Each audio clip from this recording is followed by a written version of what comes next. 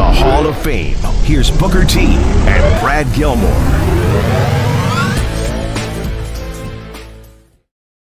Welcome inside the Hall of Fame. I'm Booker T, 6-time world champ, 2-time Hall of Famer. I got my man Brad Gilmore here with me.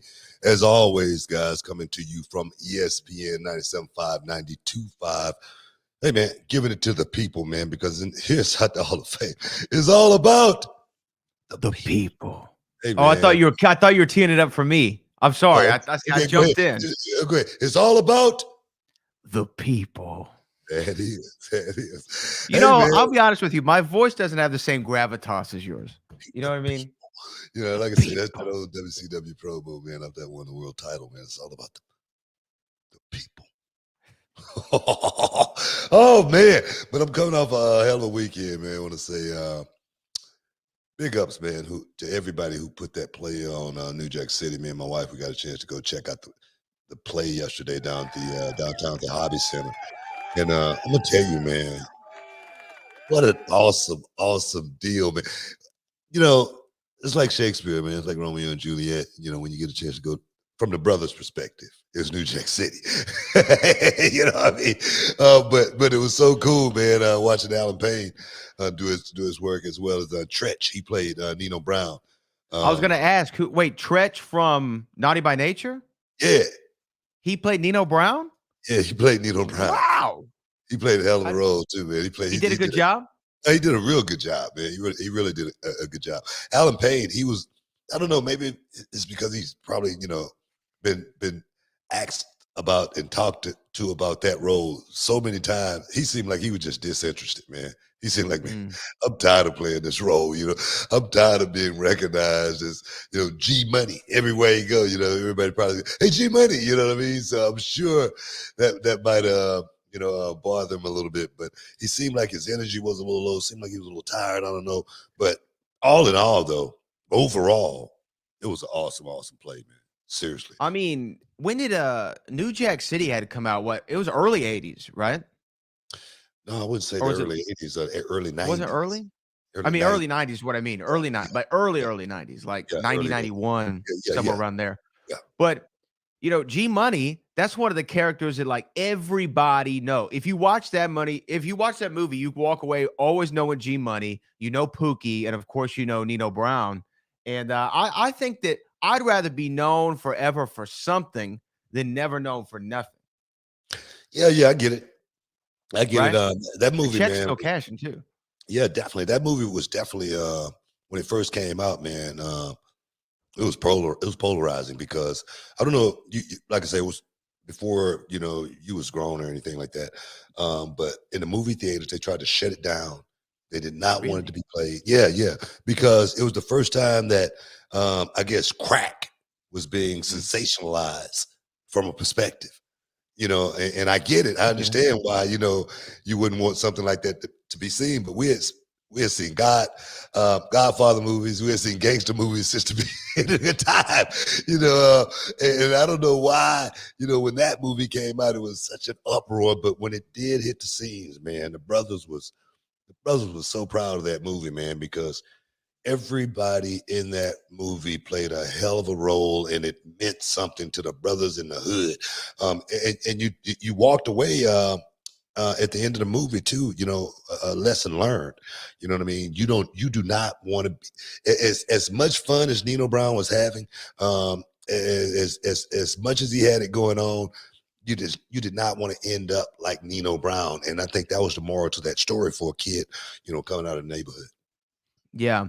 The live show, though, how long was it? Did they have an intermission for the? It ran for about an hour and 20, and then it had an intermission for 15, and then it came back and ran for probably approximately 40 minutes or something like that. Okay. Yeah, but I saw Ice-T. Really good. Ice-T was at the premiere in Houston. I know he went. I saw like pictures of him there, but I didn't know. I haven't really heard reviews of it. You're the first one I've heard give an actual review of it. It was really good, man. They had 2 shows yesterday. We went to the 3:00 matinee, and I'm gonna tell you, it was sold out. I'm serious. I mean, parking, valet was sold out.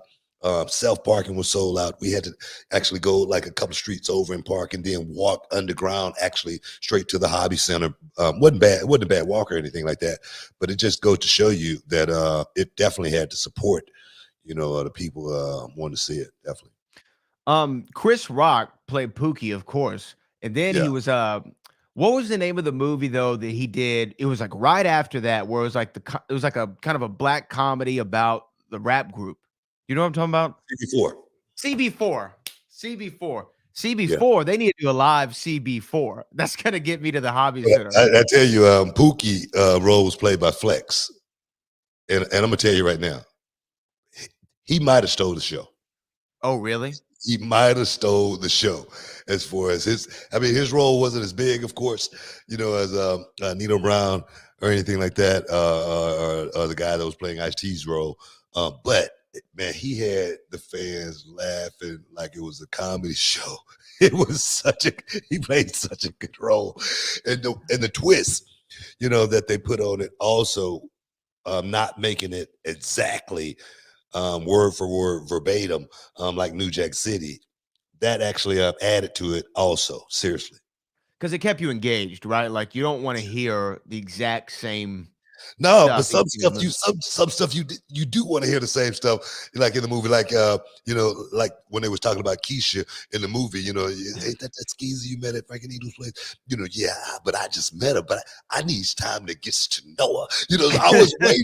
I was waiting on that line, and G Money didn't give it to me, so I was a little disappointed, about that part right there. But the final scene, as far as Am I My Brother's Keeper? Am I My Brother's Keeper? That was played very, very well by Tretch and Alan Payne. Seriously, good actresses. I might have to see. I mean, how much longer is it running here in Houston? I don't know, man. I don't know. If you get a chance, man, I'm gonna tell you, man, you and your lady have a ball. Go and check it out. Like I said, it's only a couple of hours, a little over a couple of hours, but it was such a I don't know. It just had a feel to it. It was a adult thing, and it was actually pretty good. And I also enjoy live entertainment. You know what I mean? Like last year, I think we went to 3 different shows. We saw Clue at the Alley Theater. We saw Chicago and New York with Pamela Anderson. I like seeing stuff live because it's such a tightrope. And I guess from wrestling, it's just such a tightrope that you're walking. One thing could mess up the whole thing. Yeah. What was really captivating about the whole thing? It's like when Charmel and I, we go to Vegas and we go to Cirque du Soleil and watch the show. And the show, like for instance, like and you watching the show and you get so caught up into it.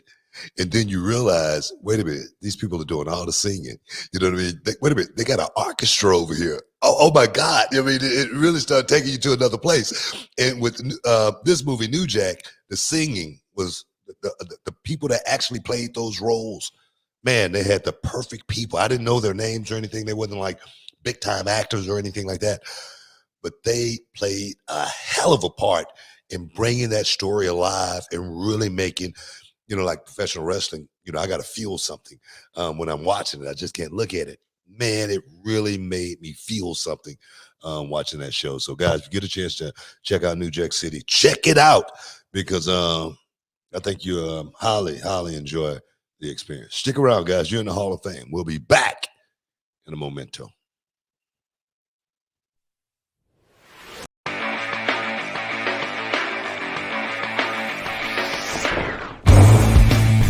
My name is Nathan Wasser, and I'm from Toronto, Ontario, Canada. I came down here to Reality of Wrestling to improve my training and get myself more experience learning from the absolute best. It's intense. It's hard. You got to leave your ego at the door and come in with an open mind. The way they do stuff here is the next level. But if you do that, you'll end up bettering yourself in the end, and you'll improve, and you'll be able to work anywhere.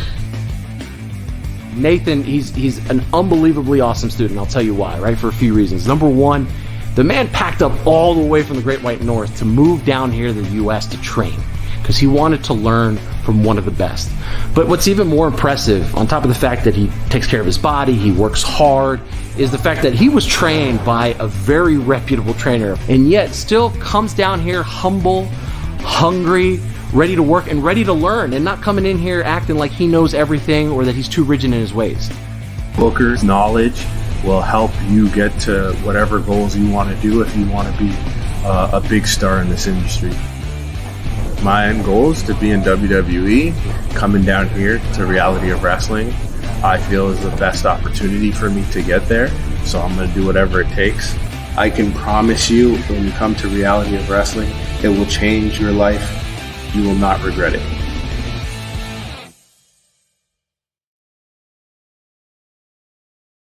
Can you dig it, sucker? You're listening to the Hall of Fame. Here's Booker T and Brad Gilmore. Welcome back inside the Hall of Fame, man. And I know we got a lot of people that want to step inside the Hall of Fame today. Get your champagne wishes, caviar dreams, and all that. We're going to do that. We're going to let you in because today we're going to let you guys pretty much control the narrative as far as what we're going to be talking about here inside the Hall of Fame. It hasn't been a whole lot of news going on in the cycle other than, people still talking about the sale, the potential sale of the WWE. And for me, that's a subject that like I say, it's like beating a dead horse. You can't get a whole lot more out of it. Am I right here? No, you're right. Other than CNBC saying that the Tony and Shad Khan, they're going to merge with the WWE. That's the latest report. I heard which that is one to too. me actually more unbelievable than WWE selling in the middle of the night to Saudi Arabia. Not for any other reason than it just doesn't make any sense. Yeah. But like I say, I don't, until it happened, I must just sit back and just wait. And then when it does happen, I'm just still gonna sit back and just, wait on it. If I get a phone call, I get a phone call. But it's one of those Maybe we times. could put together. Why don't we put together a group? Let's put together a group and let's buy WWE. That's good. This is gonna. I'm trying to start a rumor here, Book. Where there's smoke, there's fire. We are interested. You know what? I think we can do that. I think we can do that. I think we should. Let's get with our team soon as the show is over with and put in a bid. How about that? We'll put in a bid. It might not win it out, but guess what? You can say it now. Anybody can put a bid in, right? We can put a bid. We could put a bid in. We could put a group together. You know what I mean? Like LeBron has his little ownership group, right? Rock got his group. He's got his group. Yeah. You know what I mean? So we could put together a little ownership group and we'll buy WWE. We'll put in a bid to buy. So we'll print that, dirt sheets. Booker T, Brad Gilmore, interested in buying WWE, going to put a bid together. Hey guys, make sure you say and Brad Gilmore. Yeah, give me a little. I'm trying to get some press clippings here. That's what I'm saying. Make sure you say, don't just say Booker T. Make sure you say Booker T and Chief Executive Officer Brad Gilmore. This is the Hall of Fame public interest group or whatever it is, interest firm. All right, for the betterment of the people. Front row investments. Front row investments. It's for the betterment of the people, Book. So I mean, we're gonna buy WWE. We're just putting it out there now. I will say I do see super chats, and we will take all your super chats today. I'm excited to see what all of our great listeners around the world want to talk about. But there is one thing that I would love to get your piece of knowledge upon, because we were busy this weekend. We had the first reality wrestling show of the new year. It was a great show, packed house. Maybe actually, let me give a round of applause, not only to all the boys and girls who went out there and did their jobs well and entertained the masses. I want to give a shout out to the fans in the crowd that night. The Texas City fans that came out to the show on Saturday night may have been the best crowd we've had in quite some time. Yeah. Now, you know what? I think it was the guys too, man. They really worked. Yeah, of course. Stagger properly and went out there and made that show come to a proper crescendo as far as that final match, that match with Ed Stone and Brian Keith. Oh, man, those guys went out there. And I'm not one of these guys who like favor the strong style, okay? But that style has its place, and no one on the card had did that all night. And when they did it in the main event, it had a powerful effect for those fans that was watching it. Before they left and went home, they were saying, man, these guys beat the hell out of each other that last match. So big ups to my man Ed Stone and the bounty hunter, Brian Keith. And you know how many matches had dives in them? I think just one. Right? Yeah. I mean, Yeah. that goes to your crescendo. Because I think what a lot of people don't realize, if you're just watching wrestling on television and you don't have any intimate knowledge of it, is, yeah, you build to the crescendo. Like, you're building to the main event. If by the time they get to the main event, they've already seen the tables, ladders, chairs, dives, submissions, DQs, brawls, blood, thumbtacks, flips, 450s, moonsaults, power bombs, choke slams. If they see all that by the time they get to the main event, there's literally no point in staying. So you either change the channel or you leave the building. And if you can properly, they normally leave properly the build after a while. Yeah, I mean, they have a few drinks. They see a bunch of guys do a bunch of the same things, and then they go, "Okay, I've seen enough. Let's get out of here." But that show on Saturday night, man, those guys went out there and they worked their butts off, man. The girls, Promise Braxton.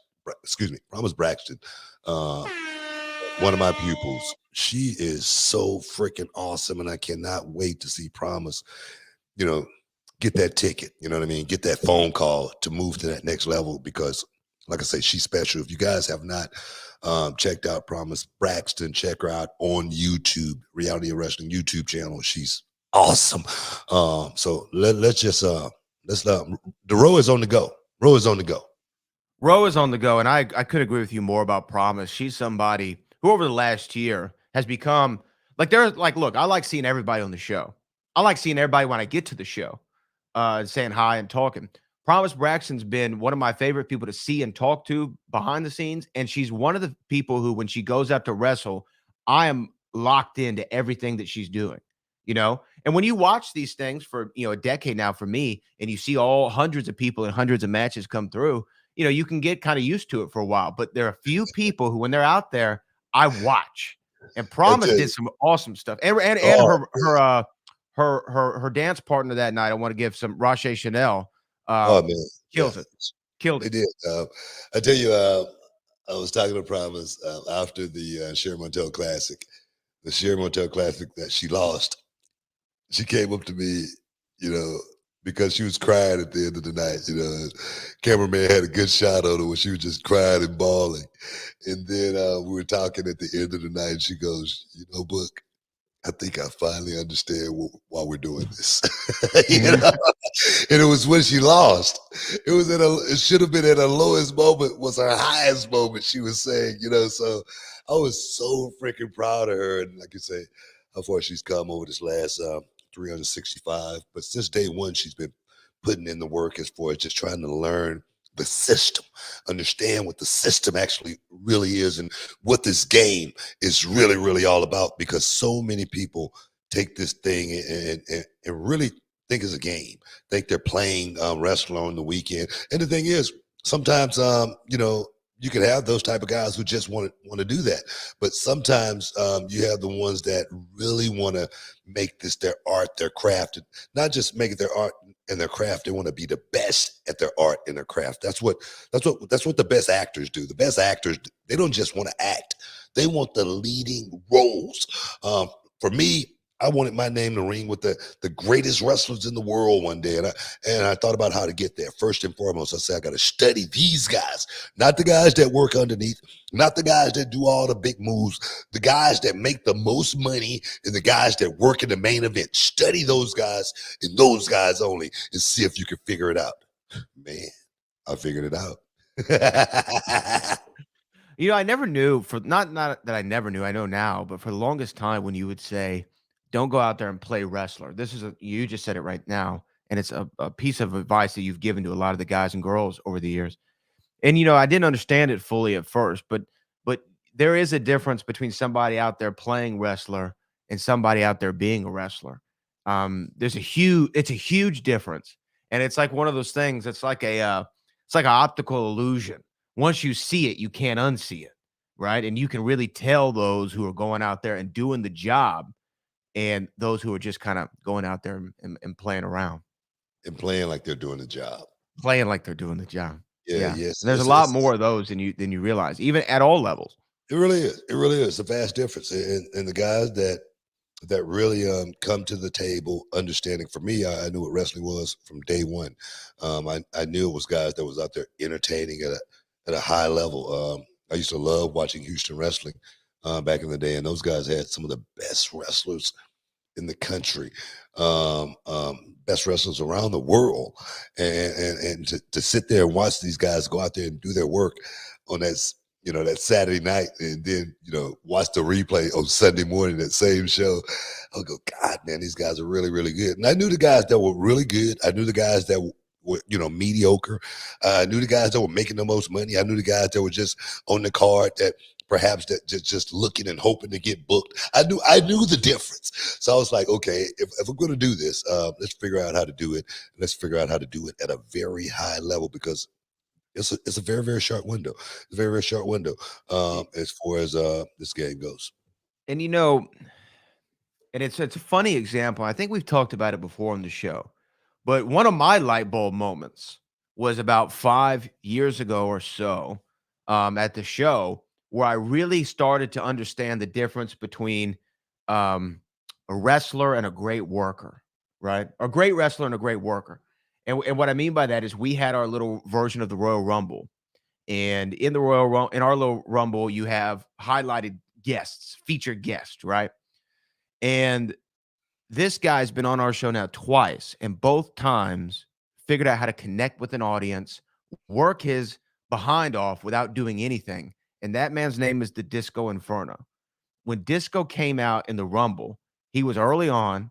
He barely did anything, like anything, but he had the crowd right here, right? Palm of his hand. And then when we fast forward to last year in Las Vegas, he was the MC of the show or what have you. And he went out there and got a new catchphrase over in a 2-minute promo, right? And then for the rest of the show, the fans hung on to that. And then at one point, Disco wasn't even out there, and the fans were chanting it, right? And that's, I was like, man, this guy's a worker, man. Like, Man, great. You got to know how to get over, man. You got to know how to use that time that you got out there as well. And Disco, he knew he was going to be in our version of the Rumble, and he said, let me go out here and make this the best I possibly can. And I always talk about this business being the art of doing nothing. And he's mastered it. Stick around, guys. You're in the Hall of Fame. We'll be back in a minute.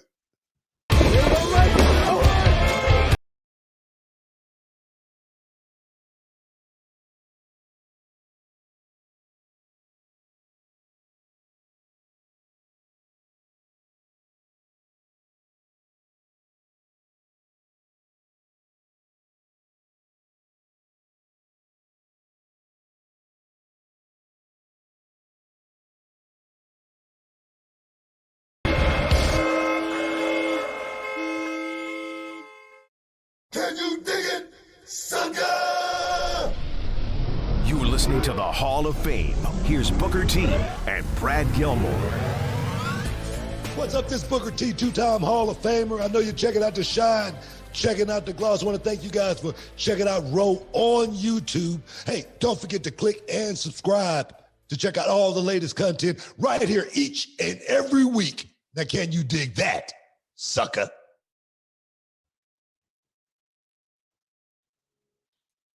Welcome back inside the Hall of Fame, guys.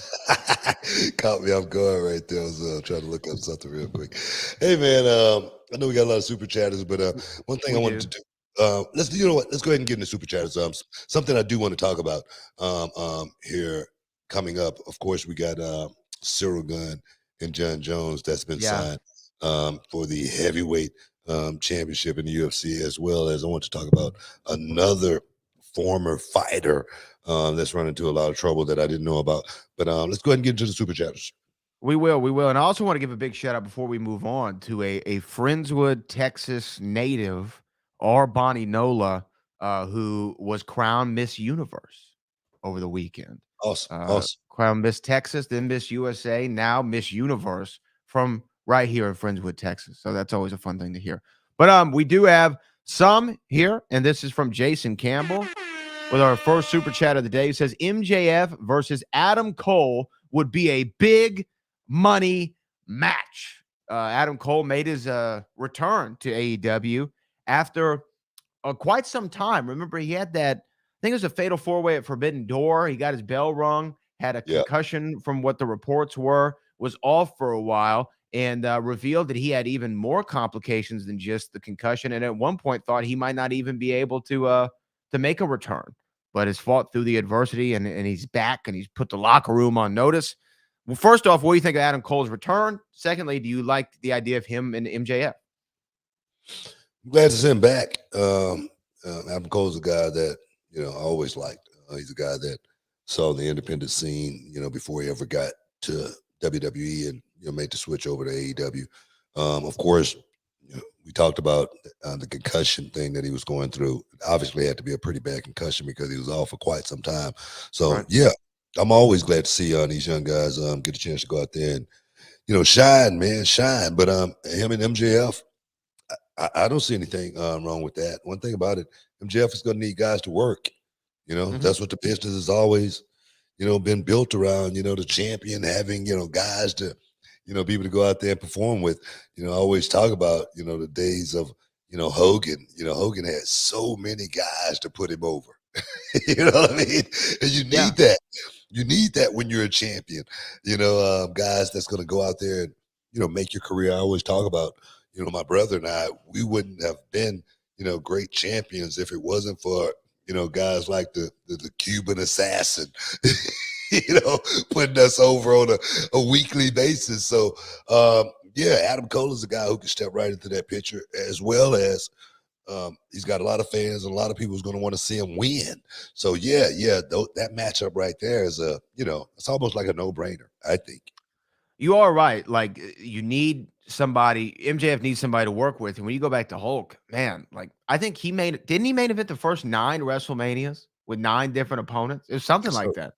Yeah. I think maybe like WrestleMania 4, he wasn't the main event. I think that was Mach and Ted DiBiase. But other than that, every WrestleMania. And it was like, all right, the first one I'm going to do Mr. Wonderful and Roddy Piper. Then it's King Kong Bundy. Then it's Andre the Giant. Think about it.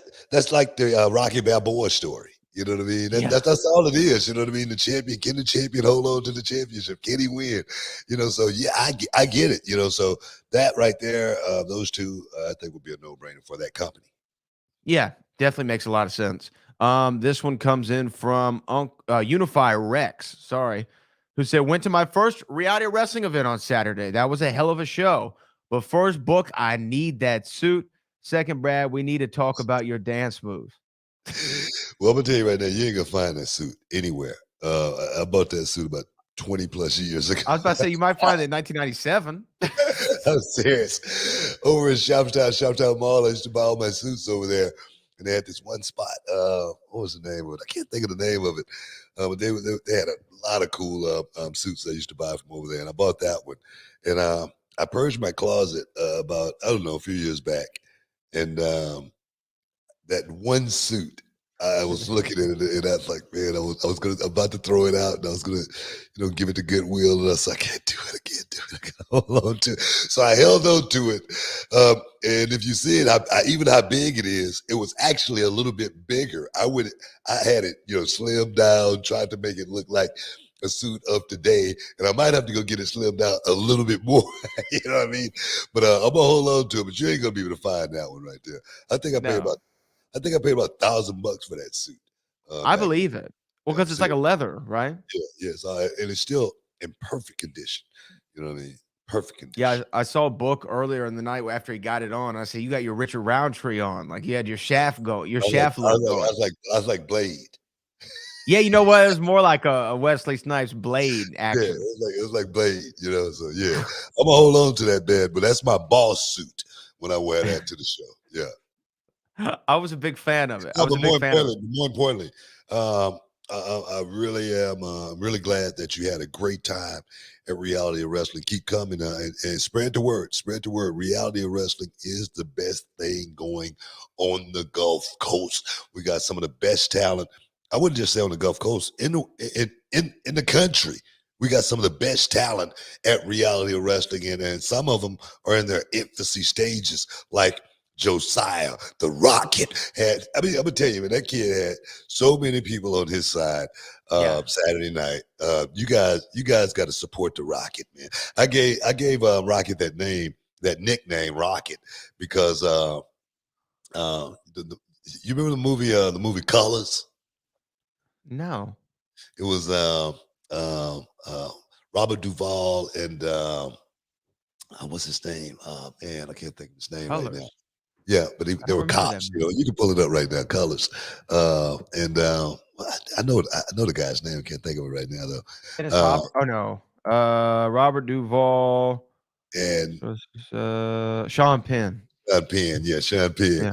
And it was this gang member in the movie. His name was Rocket, and he looked kind of like Rocket. And I always remember that. So I was like, man, I got to give him a cool name, man. And Rocket is just something that stuck out with me. And I think that's something that's going to stick with him for a long time. He had Rocket on his shirt. I don't know if you noticed that, but he's definitely falling into it, man. And he's really buying into what this thing really truly is. And if he could just keep his mind on point and stay focused, he definitely could do something in this business. Yeah, Rocket was played by Don Cheadle in Colors. I did not know. I've never heard this movie, but Rocket was played by Don Cheadle. So there you go. That I didn't know either. I didn't know that. Yeah. That was Don Cheadle, young Don Cheadle, his first acting role. Don Cheadle. Wow, that's his first acting role. Wow, you gotta love it, man. Yeah. But you know what? Josiah also had a great dance partner that night, Mantel. And just a great show. Great show. Y'all gonna see it here on the YouTube channel soon. We don't even have to give any more away because it was really good. It was also, you know what? Also Shimbashi. We gotta give a little love to Shimbashi. Shimbashi. Now that's what I love about reality wrestling is seeing the guys that break out. And the thing is, I have nothing to do with it other than the mentoring. You know, like with Rocket, you know, he's always in my ear and he's always trying to learn what is it going to take to get to that next level. And then I watch a guy like Shimbashi, whose only influence that I've had on him is bringing him into the school, watching him, knowing that he can actually go out there and hold his own, and giving him an opportunity to go out there and actually do it. And then he go out there and knock it out of the park. And the fans, not being a reality wrestling, homegrown, feel like one. And I tell you, man, guys like that, if you're listening to the show, you want to be a part of reality wrestling, if you want to break out and become a star and make yourself, come on down to reality wrestling and we'll make it happen. Also, Josiah John the Rocket, Shimbashi, championship names. I like the names. Championship names. You can put a title on those guys. I like it a lot. You very much can. And the merch. I can already see the Rocket merch. And he's from Houston.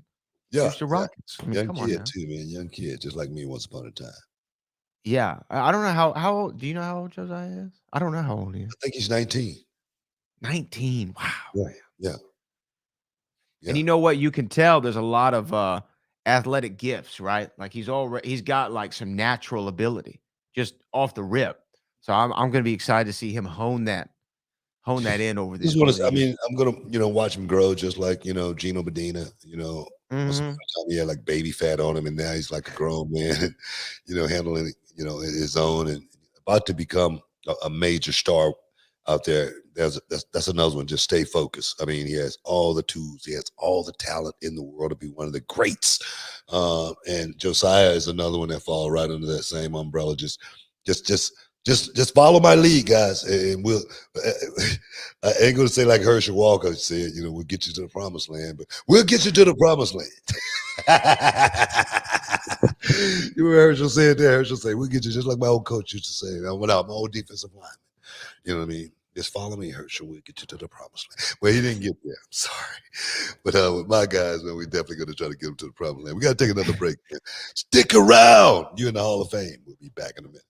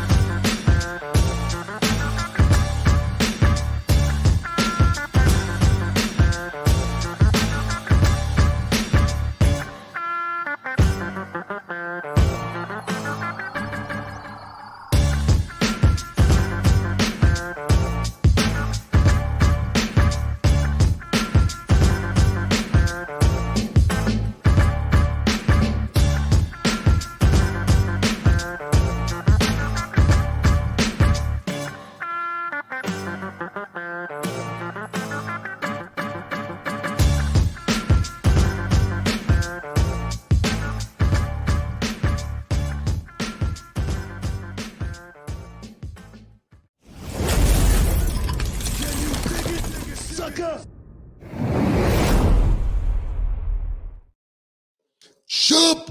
Welcome back inside the Hall of Fame. The Ship shirts on the back of the truck.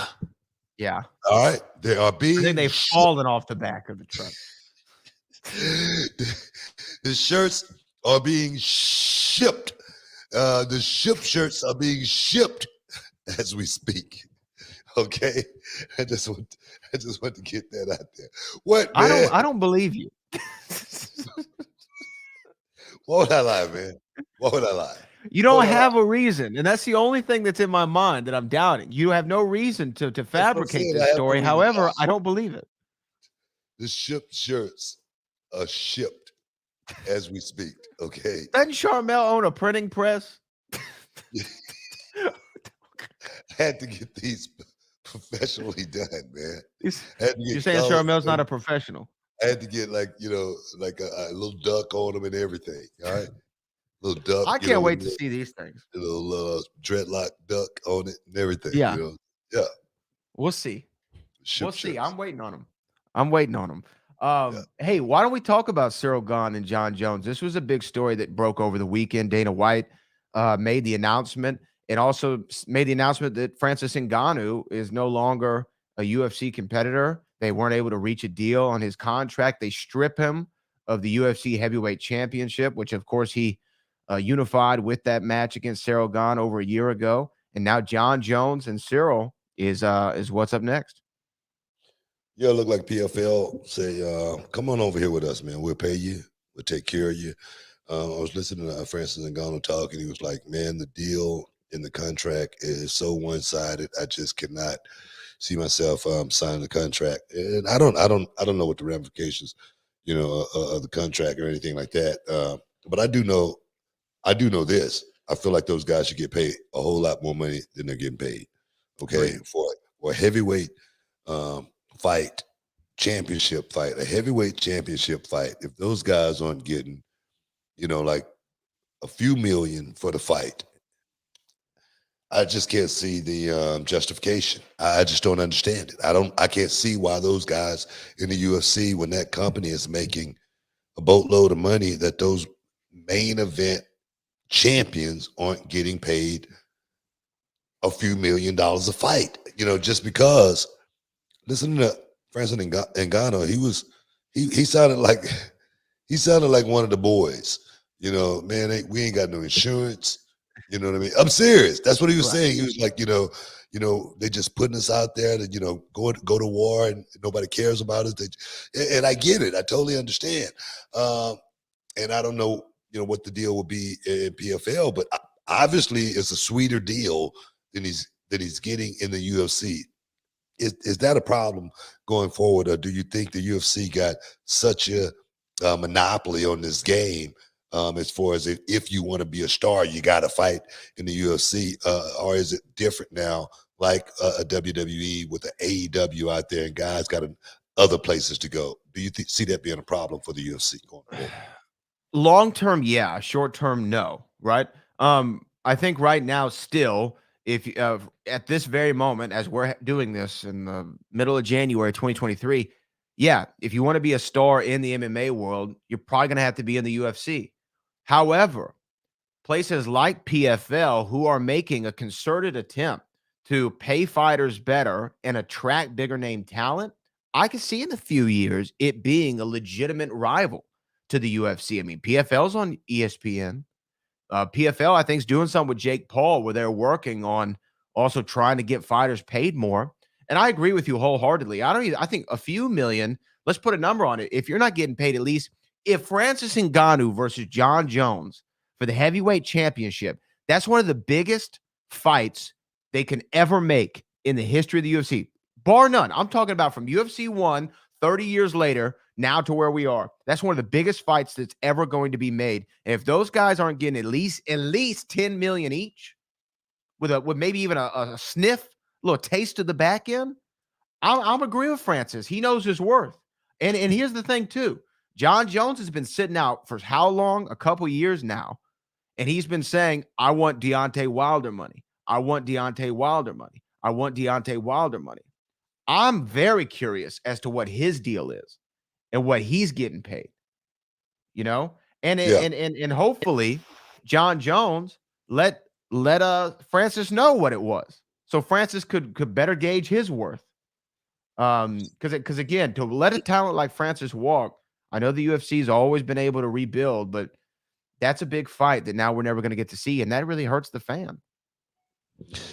Well, the money issue is something that jumps out to me there again. You say 10 million, and that's a fair number. I mean, if as far as I'm concerned, because I look at Ali and Foreman back in '74, those guys made $5 million a piece for the fight back in 1974. Okay, 1974. And then you got a fighter You like said $5 million a piece? $5 million a piece in 1974. I'm gonna do an inflation calculator, but continue. And then you get a guy like Floyd Mayweather, who can go and fight a YouTuber and make $15-20 million for a fight. And then you got a fighter like these UFC fighters going in there putting their lives on the line and getting paid $500,000, $700,000, $1 million if they're lucky. That's the top guy. For me, it's unbalanced somewhere, and it doesn't seem fair for guys like those guys that's drawing the money. Now, I'm sure the UFC look at it like it's about the brand. It's not; those guys don't have a lot of stars these days.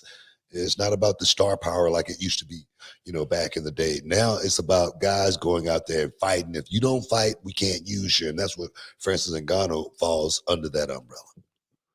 Yeah, and just for reference for everybody out there, 1974, $5 million in today's dollars would be $29,681,034.48. So $30 million is what $5 million is back then.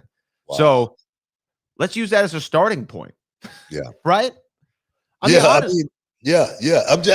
to throw that out because I remember Muhammad Ali being so happy that he was getting $5 million for a fight. I remember that vividly, man. And not only him, but George was going to get $5 too. We both getting $5 million. And Mobutu, African president, put the money up. You know what I mean? So just to have the fight in Africa. So my thing is, these guys definitely need to be paid more money, and for Ngannou to get up out of there, man, like you said, it shows his wealth, and he knows exactly what his wealth is. Like what would have been an awesome card, like if they were to have done John Jones, Francis Ngannou heavyweight title as the main, and the co-main would be Kamaru Usman, Leon Edwards rematch, but do it in Africa, like you just said, how they did the Ali fight. God, can you imagine? Can you imagine what that atmosphere would be like? I mean, you have two native Africans competing for championship gold in the home continent, in the motherland, right? I mean, God, man, that would have been an incredible atmosphere. That's a missed opportunity. Where about in Africa? That would have been the problem. Well, yeah, I mean, I don't know. You figure that out, but still. Because, I know Dana, and the only reason I also bring that up is because Dana White's been talking about doing a UFC event in Africa for the last 5 years. Like I've heard it consistently asked in pressers, and he's brought up the one and desire to do that in Africa. And this was a missed opportunity, I think. Yeah. Like I say, I would have loved to have seen that, especially Ngannou versus Jones. We've been waiting on that. I mean, if we were going to see a heavyweight fight, that was the one to see. We've been waiting on it for a long time, and now it's not going to happen, and it's probably never going to happen. With the situation being what it is. But I'm happy that Francis Ngannou stepped up and say, "Man, nah, I'm not just going to go out there and do that." I don't know what the money was, but it obviously wasn't enough for this dude to feel like he was going to put his life on the line just one more time. And the thing is, I kind of like understand where Francis Ngannou is coming from, because he's been in that situation where he's talked about money and he said, "Okay, I'm gonna do it. I'm gonna pretty much do the favor this time. I'm gonna go ahead and do it. You know what I mean? And get paid what I'm gonna get paid. But hopefully, this will turn around in the future and you guys will look at me a little differently and pay me a little bit more. Obviously, that didn't happen. And he say, look, bro, let me get up out of here. All right, see you. And Dana was saying in the presser, hey, this is bigger than Brock money. And when he said that, I was like, well, Brock fought 15 years ago in the UFC. Like, I hope it's bigger than Brock money. He's decade and a half ago. You know what I mean?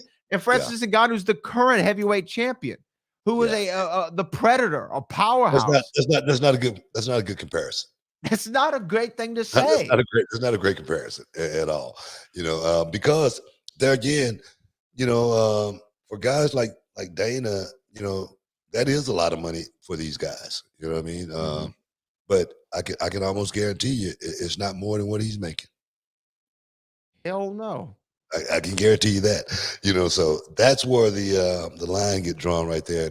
Big ups to Francis Ngannou for you know, saying, hey, let's make this happen. Stick around, guys. You're in the Hall of Fame. We'll be back in a minute.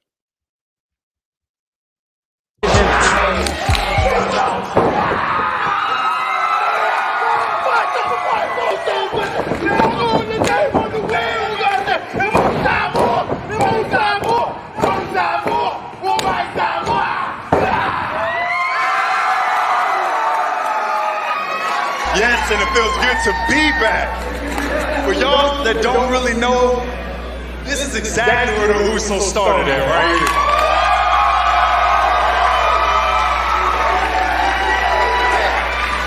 here. Please keep showing love to Booker T, to the reality of wrestling. Those guys in the back, they bust their ass every month to get where they want, where me and Usos is at right now. They're doing it for you guys.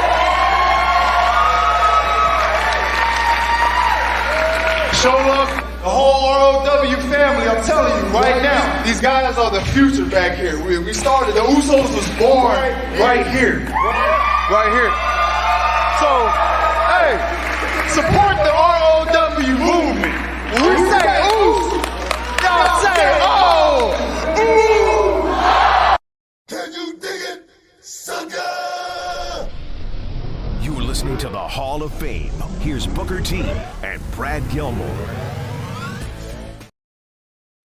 Welcome back inside the Hall of Fame, guys. I'm talking about this big fight going down. Cyril Gunn versus, you know, Johnny Bones. He's not so bones now, man. He's a heavyweight. He's a big guy. So I'm looking forward to seeing how that fight play out. Cyril Gunn definitely has a chance to, you know, have a moment. You know, if he can go out there and beat John Jones. We don't know exactly where John Jones is as a fighter these days. We haven't seen John Jones fight in what, 4 years? It might not be that long, but let's see what who was his last fight? Was it Dominic? Not Dominic Cruz. Who did he fight in Houston? Dominic Reyes. Yeah, Dominic was that Reyes. the last fight he had? I think so. It might have been the last one.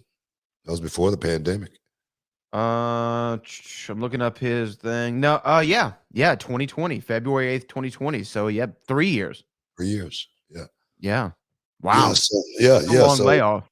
I mean, we don't know what John Jones is going to bring to the heavyweight division, taking on a guy like Cyril Gunn, who is definitely unpredictable. Just because we don't know a whole lot about this guy. Of course, he got beat by Francis Ngannou, but he didn't go out there and get, you know, washed out or anything like that. He lost a fight. I think he lost a fight on the ground as far as that fight went. With Jones, you know, we know Jones can fight on the ground. We know he can fight, you know, from a stand-up position, but we don't know what John Jones is going to look like as a heavyweight. That's the one thing that throws me off more than anything about this fight. And even on top of that is we don't know what John Jones looks like as a heavyweight at 35 years old with a 3-year layoff. I was watching him hit the bag, man. He definitely looked, you know, he didn't look the same. Let's just say that. But the thing is, you know, I wasn't the bag. You know what I mean? I wouldn't get hit.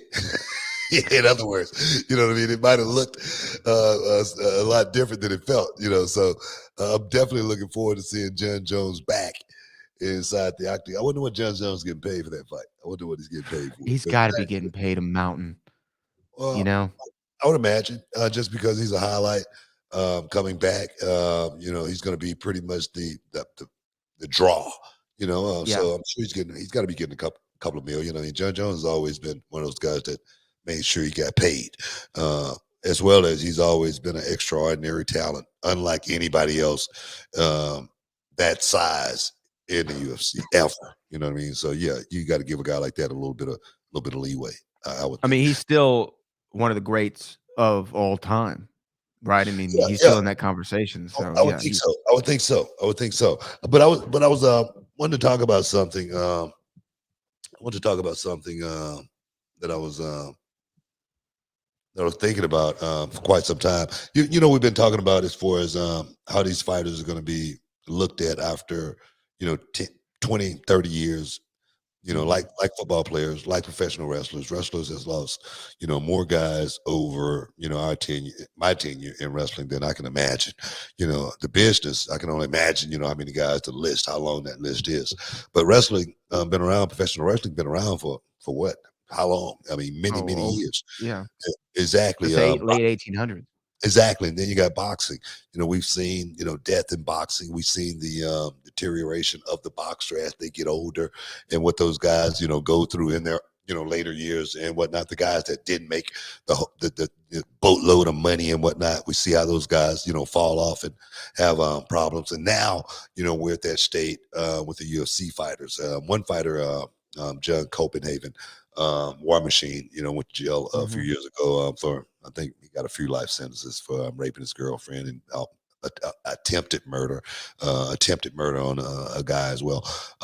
Now, I didn't know this, but I was just looking at on YouTube, and then I looked up the story about Phil Baroni. Phil Baroni Oh, is a guy wow. that we've talked about here on this show. We've had him Many on the show. Yeah, we've had Phil Baroni here on the show, and we've talked about him several times. Phil Baroni is in a Mexican prison, facing 20 to 30 years. He's already been sentenced 20 to 30 years. He got in a Mexican prison for murdering his girlfriend. And Oh my god. yeah, at 48 years old, his life is, pretty much over. He's in a Mexican prison right now. He was talking about, he got stabbed already, he got in a big fight, guy tried to kill him, whatnot. But the state of the fighter, the MMA fighter, and that's why I feel like these guys need to get paid a whole lot more money than they're getting paid. And this is what brings to the point of Francis Ngannou. Guys don't have insurance, as well as not getting paid a whole lot of money, and then they find themselves on hard times, living a regular life. And the thing is, one thing about guys like this, the Phil Baronis and the War Machines of the world, they're not hiring out there in the in the world. They're not hiring a whole bunch of ex MMA fighters, for the corporate world jobs. They're just not doing it. You know what I mean? I Right. remember one of the guys, said that, to me a long time ago. They're not hiring a whole lot of wrestlers, retired wrestlers out there in the corporate world. So you better save your money, kid. I remember being told that, for these guys, like a Phil Baroni, like a War Machine, find themselves in that position, and it's a rough sport. Uh, getting kicked in the head is not something easy. We talk about CTE with football players. What do you Mhm. think? What do you think is going to happen with a bunch of these UFC fighters at the end of their careers when there's nobody else cheering for them? You know what I mean? The lights are all turned off and no money is coming in, and they're having these mental problems, these flashbacks from those times inside that octagon, and then they may have a girlfriend, and then next thing they take it out on the girlfriend, and next thing they end up in a situation just like Phil Baroni. I think that's the end game, more than anything. Yeah, yeah, and I didn't know that about the Phil Baroni story, and that's horrific. I just looked up some of it, and you know, if allegations are true, he's found himself in a position where you know he's supposed to be. But your point is larger than that. Your point is the damage that these guys take. They Yeah, take a lifetime of damage within a couple of years, right? A yeah, lifetime of damage, maybe more than a lifetime's worth of damage. And you do have to wonder the long-term effects on the human brain of that. And it just we're about to celebrate 30 years of the UFC this year, or they are, and that's still not long enough to know how these guys are going to end up and what the long-term effects of a sport that is just as it is. And look, we know that there's commissions and there's rules and there's a lot of advancements that the UFC and MMA has made as a whole, but it's a step up from just a barroom brawl, right? Yeah, Like yeah. it's a sanctioned gladiator sport. And I do think, as we talked about with Randy Couture back in the day, an act like the Ali Act that it has the fighter's long-term benefit in mind is something that needs to be looked at. One thing you can say about the WWE and Vince McMahon, and there's a lot of things that you could say over the years of things that they did wrong and ways they could have protected the boys more or what have you. I think it's incredible that if even you worked for the WWE for an hour and you have some sort of substance abuse problem or drug-related alcohol problem, they're going to go ahead and put you up in rehab and pay that bill for you. You know, and that's just a small way of taking care of the talent long term.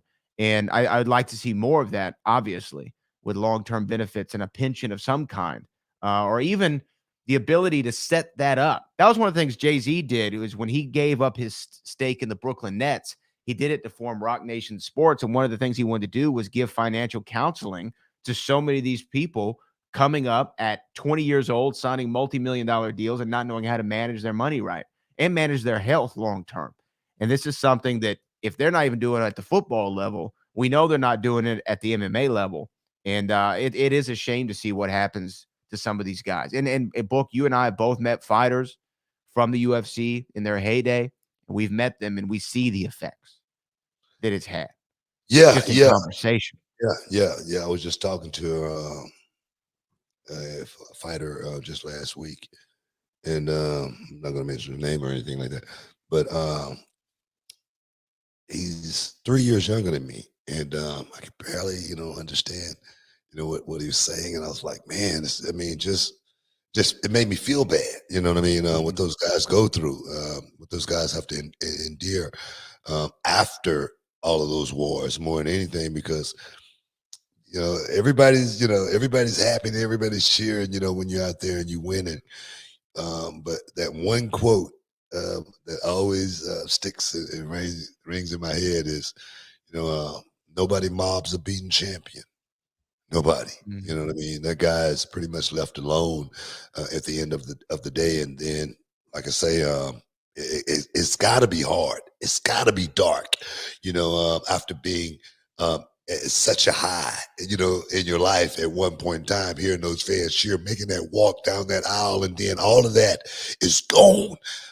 It's got to be hard, man. So I pray for those fighters, those warriors that go out there and do it, and hopefully, like for instance, Ngannou is working to try to create a better place for those fighters. Hopefully, one day those guys can get paid a whole lot more money as well. Then perhaps they can retire a little bit quicker. Maybe they can, get out of the sport. Maybe they can make enough money where they can walk away from it. But it's definitely tough. Definitely a tough sport. I know we have to take a break just a second, but I also want to say this, and we've talked about this before on the show over the years, is I do think that there needs to be some sort of limitations put on the amount of fights or the age of a fighter, right? The amount of fights a fighter can have or the age of the fighter, like they do with pilots. Once they turn 65, you're grounded. You can't fly anymore just because of the risk that something might happen. Talk about that number, 40. Yeah, that might be the number. That might be the cutoff. Hey, guys, stick around. You're in the Hall of Fame. We'll be back in a minute.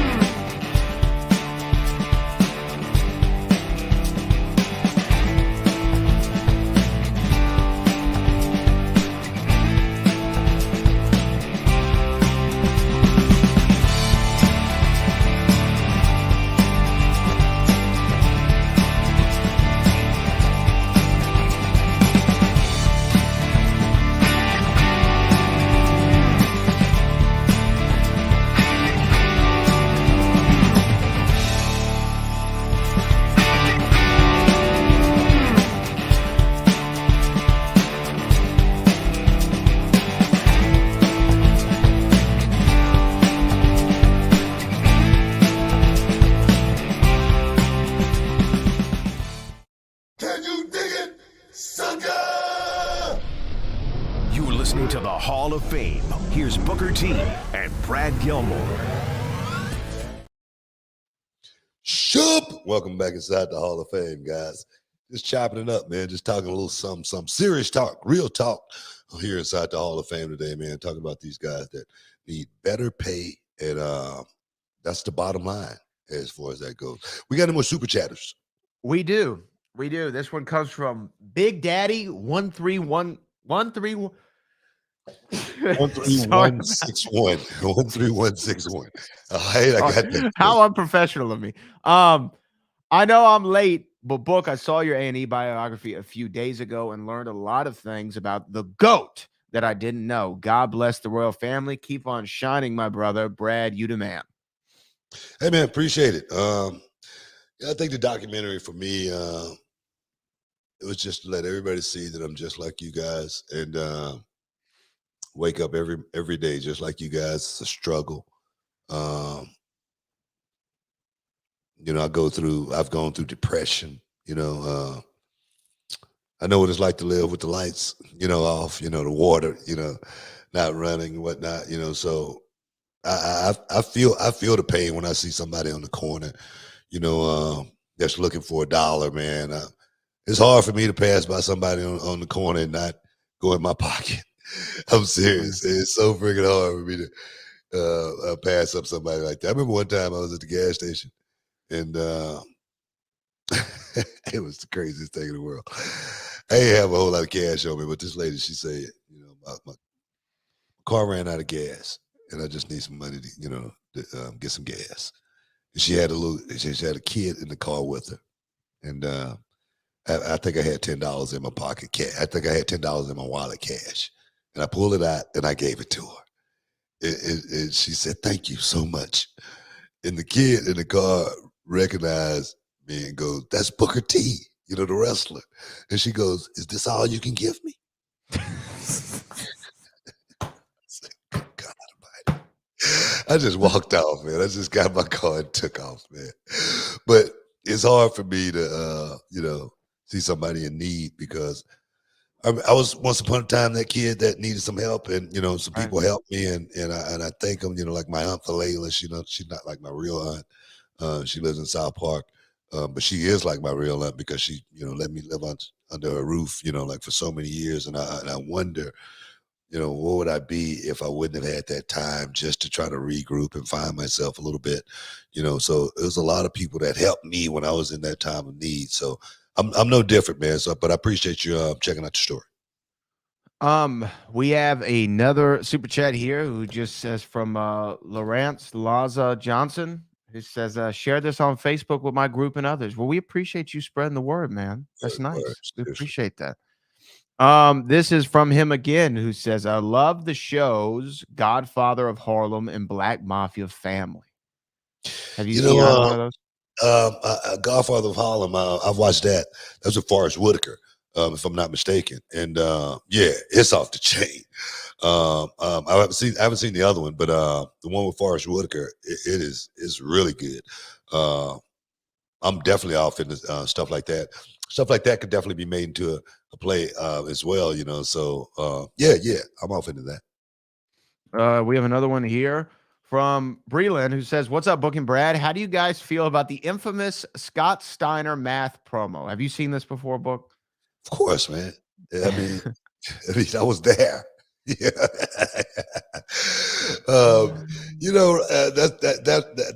That promo is something that's gonna weather at the time. No, people are gonna be talking about it forever, just because it was the craziest thing in the world, and it was Scott Steiner. Scott Steiner was that morphed into that character, that big booty daddy, big Papa Pump, and that was all him, bro. That was all him. Nobody was orchestrating or directing, traffic or anything like that when Scott Steiner was, in his mode. Scott was on a quest at that point to become the world champ. That was it. And Scott was, he had, morphed into his superstar Billy Graham. His Hulk Hogan. He had a little bit of everything with the mustache. He had the Hulk Hogan. He had a little bit of everything. He had the Fu Manchu, yeah. He was Shaq. He had everything going on at that time. So yeah, man, I was a big fan of Scott Steiner at that time, and I always have been.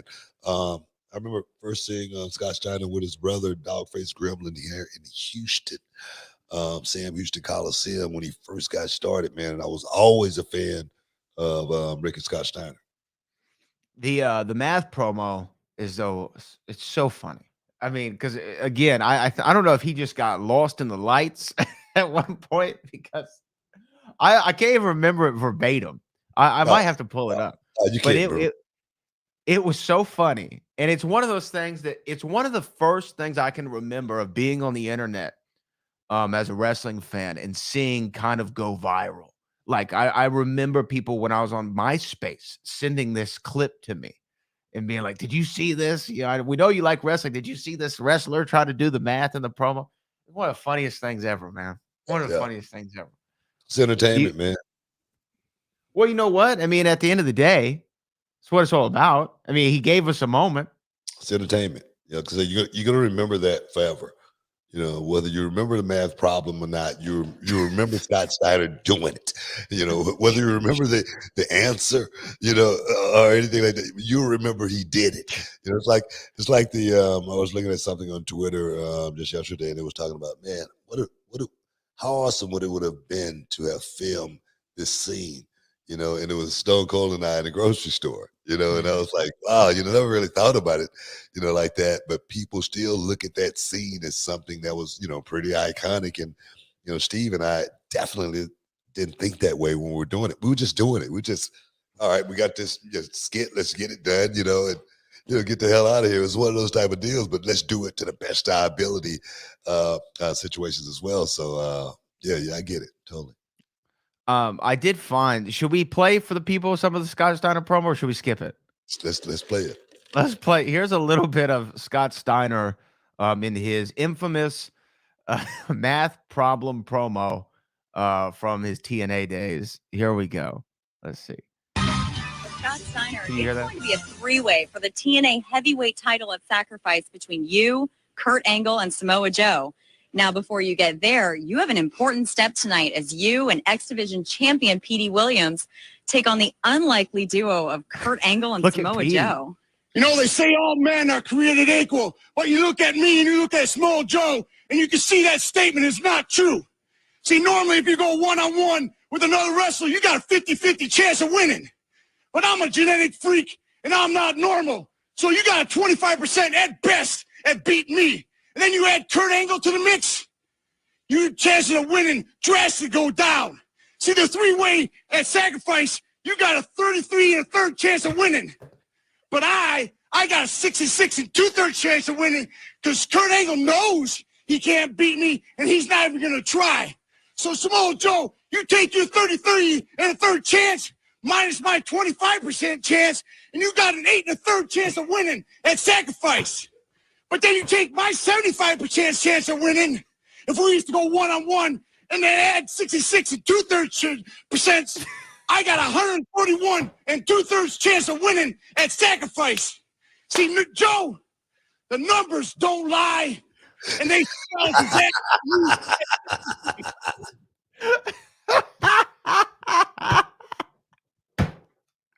Oh my gosh, it's better than I remember.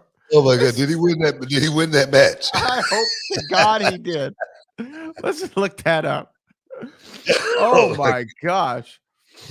He I better did have not won follow match. that one. It was good though. It was good. You know, that right there is what wrestling really truly is, man. It's not about being in the ring. It's not about the bumping or anything. Like for me, you know, stuff like that. You know, seeing Kurt Angle with a little cowboy hat on playing a ukulele. You know, that kind of stuff, me and Stone Cold Steve Austin in the grocery store, that's what wrestling is. So I get it, man, totally. Samoa Joe won that match, by the way.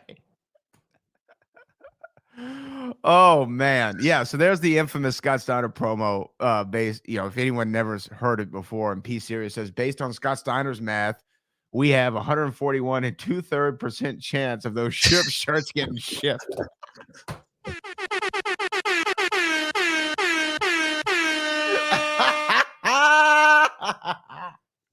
Be serious. You're right, man. That's cold, man. That's cold. The shirts are shipped, okay? And they are in stock. They'll be here real soon. Trust me on that. Trust me. All right.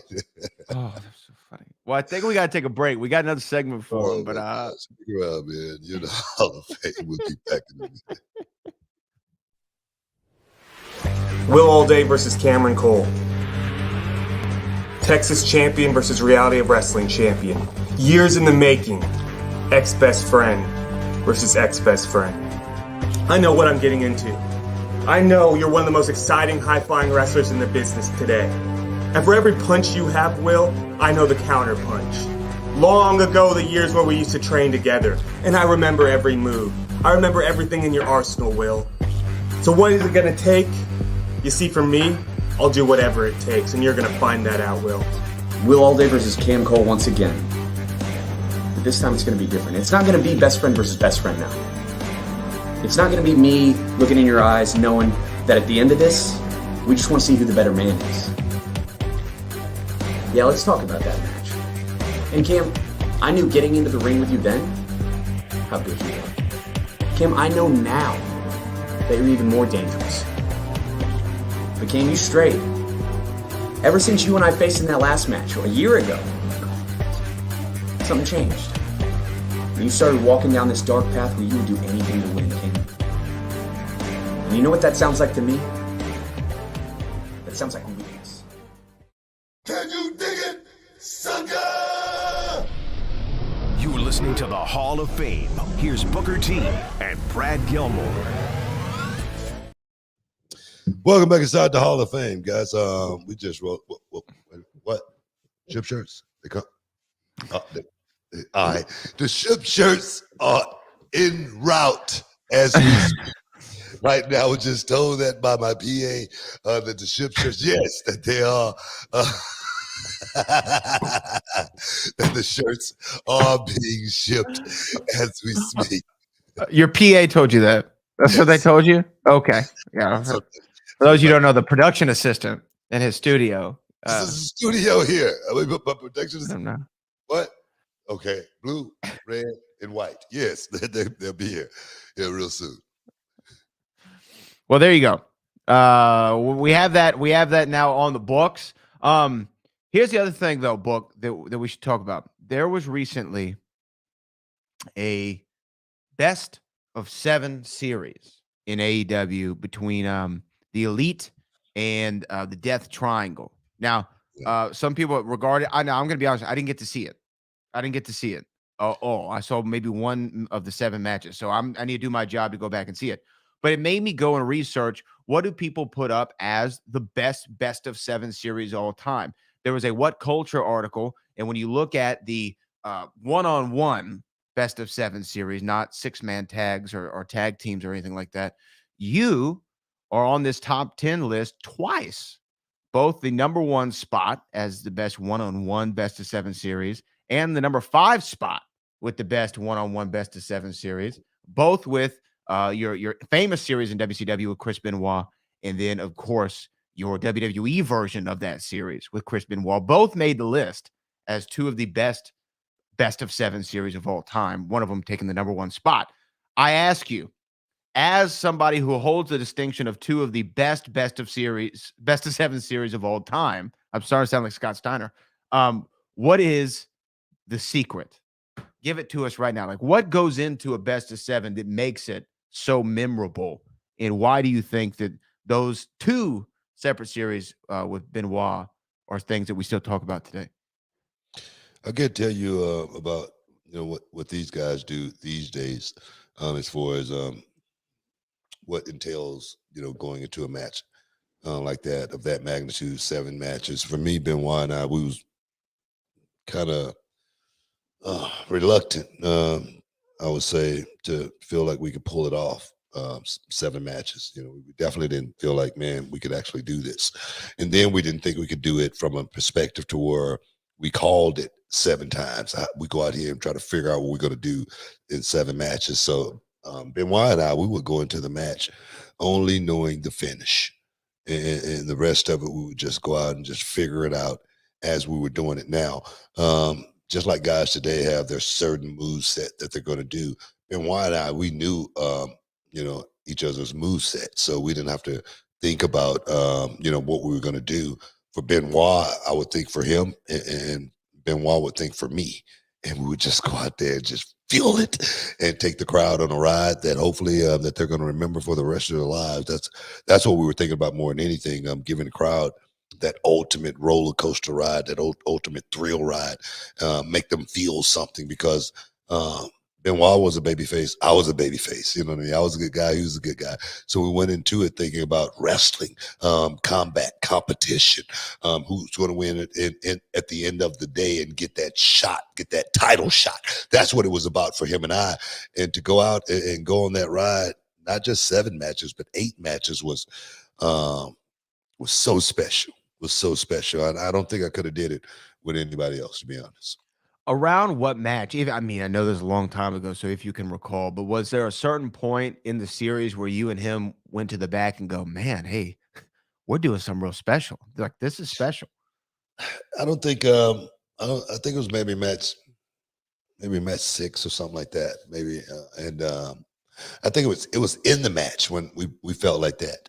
And I remember vividly, he gave me a German suplex, bang, and then he held on and gave me the German again, and then he went for the triple German, and I blocked it, hit him with a back elbow. I hit the ropes. No, I spent behind him. He hit me with the back elbow. Then he hit the ropes. I went for a clothesline, and then he had me in a dragon suplex, and he suplexed me right on the back of my head. My feet was touching the mat almost at the same time, and he's at a bridge, and he goes, and the referee goes 1, 2. And I barely kick out at 3, and the crowd goes crazy. And I remember Benoit and I laying on the mat, and we said to each other, "We got him, bro. Don't move." And we just stayed there. The crowd was going crazy, and I was like, "Wow!" That's when I knew that we were doing something special. That's when I knew we was creating history. And for me, I don't think there's going to be. It's going to be. I would say this. It's going to be hard to top that best of 7, and I don't care who it is. Seriously. Yeah. Now, for people who don't know, so that one went to 8 matches, and then I believe at the Great American Bash was the 8th match, I think. And then you went on in the same night to win a title, right? Wasn't it the same night? Or am I making that up? Oh, no, it wasn't the same night. No. I thought you faced Finley in the same night. No, it wasn't. It wasn't the same night. No. It was later. Yeah. But you went on to win the title. I went on to win the TV title. Okay. Maybe I'm conflating that and Bash at the Beach, having the 2 matches in the same night. But anyway, there you have of what makes a great best of 7 series. And I remember watching, because again, I've told you this before, I was a WWE guy. I remember your best of 7 in WWE with him. And then I think that there was like an issue with you at one point. You had a sub with Matt Hardy. I pulled my groin. Yeah. I pulled my groin in the best of 7. I was working a match with Matt Hardy on the house show, and Matt Hardy gave me a hip toss, something I've taken 1,000 times. And that night, I didn't land right, and I heard something pop, and I was like, "Oh my God!" I just laid there in the match. All I could do was just laugh. I was laughing because I knew it was over. I was like, "It's over, man. I'm finished." That go to best of 7. Why am I on the house show working with Matt Hardy? That's what I was thinking the whole time, And I paid Randy Orton to finish the best of 7 for me. There it was. But whose idea was that in WWE? Like, did they who came to you and said, "Hey, can we recreate this?" I can't remember who it was that came to us in the WWE and wanted to recreate that, but I knew that I could not recreate what we did in WCW, because WCW, I was younger, I was hungrier, I was willing to go out there and pretty much do anything, and we beat the hell out of each other in WCW, and I just did not think that I could put myself through that grueling 7 series again the way we did. There was no way we could recreate that, but we definitely tried. Now, when you say you were hungry, or were you saying like you felt like you were unproven still? Like, yeah, that first one. The best of 7 series put me on the map as far as being a singles wrestler. It made people see that, wow, maybe Booker T perhaps could be the world champion one day. man, maybe this guy, or just maybe this guy can have a hell of a singles run. You know what I mean? It was one of those things. And the Best of 7 series did that. And Benoit pulled it out of me and made me ultra laser focus as far as going out there and being able to do something like that. I remember Steamboat and Savage, and I always said, man, I want to have one match like that one time with that one guy. And there comes Benoit. We got a chance to do it 8 times. And what a run. What a hell of a ride it was. I know we are about to get out of here. Let's get to our last 2 super chats. This is from Lawrence again, who says, would love to see some reality wrestling talent enter the Royal Rumble. He said, excuse my typo, meant reality of wrestling talent. Yeah, reality of wrestling talent enter the Royal Rumble. That would be awesome, great. man. That would be so freaking awesome. Baby. Ed Stone make a appearance, the Bear Ruthless Ryan Davison make his run. Yeah, heck yeah, man. It'd be awesome. That'd be awesome. Royal Rumble's around the corner. I guess next week we'll probably have to do a little bit of a Royal Rumble breakdown of what we think. I'm still waiting on my invitation. Well, still waiting on my invitation. But I'm going to tell you right now, I'm staying in shape. Preparation is the only luck you're ever going to have in this life. So soon as this show is over with, I'm in the gym. I'm training, roping and stomping, grave digging, destruction. I'm about to break it down. Yeah, let's finish that last super chat. Well, no, that was the last super chat, but let me ask you this. What do you think is more likely? What do you think comes to the house first? Your invitation for the Rumble or the ship shirts? Like, what comes first? I'd like to know. What gets delivered first? I'm not going to say. Hopefully they'll be here simultaneously. Let's just say that. Hopefully we'll get it simultaneously. And everybody will be happy. I'll be happy. All the listeners will be happy. But I'm going to tell you right now, trust me. Trust me, guys. I promise you this time. The ship shirts have been shipped. Okay. Well, why don't we send them on home? You got mailboxes to check, apparently. I just want to leave it like that for a second, just so y'all can let it sink in. Shop! Hey, guys, I want to thank everybody for hanging inside the Hall of Fame today, getting your champagne, wishes, your caviar and treats. Make sure you catch me on NXT USA Network tomorrow night. It's going to be a shuggy-duggy, quack night. No bread, no water, just meat. Guys, I appreciate you, Bradley, as always. We out of here. Peace.